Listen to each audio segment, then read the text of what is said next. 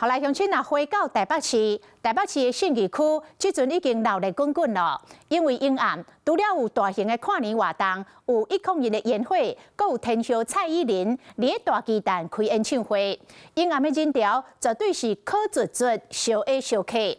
便利超商是提前来备战，动员大约10倍人力。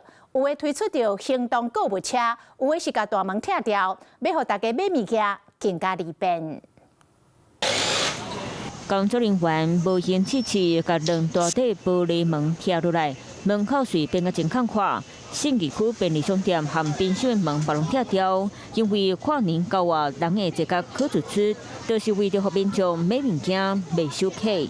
还不错，对，因为跨年晚上人潮一定很多。预期的话，今年的跨年的人潮其实比去年来的多，到大概350万的一个人次的一个人流。今年动员了大概10倍的人力以及备货量。另外一间信义区的便利商店，同款象征跨年商机，特别出动行动车变做行动超商，亲像夜市啊，伫咧卖含番麦、含披萨，全部拢准备好啊，互民众伫咧冷冷的天，买当食到小小的物件。根据往年的一个业绩表现的话，其实熟食跟热食，尤其是手拿着就可以吃的一些热食的商机，至少的话，其实可以提升5到8倍以上。经典的品项包含炸鸡，还有就是蛋挞相关，然后进行就是5倍以上的备货。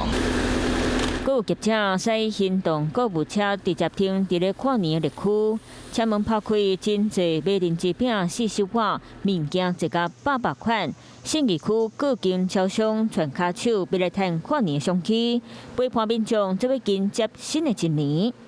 Hello， 我是张新文。想要抢先掌握最及时的新闻资讯吗？赶快订阅、按赞、开启小铃铛，锁定华视新闻 YouTube 频道。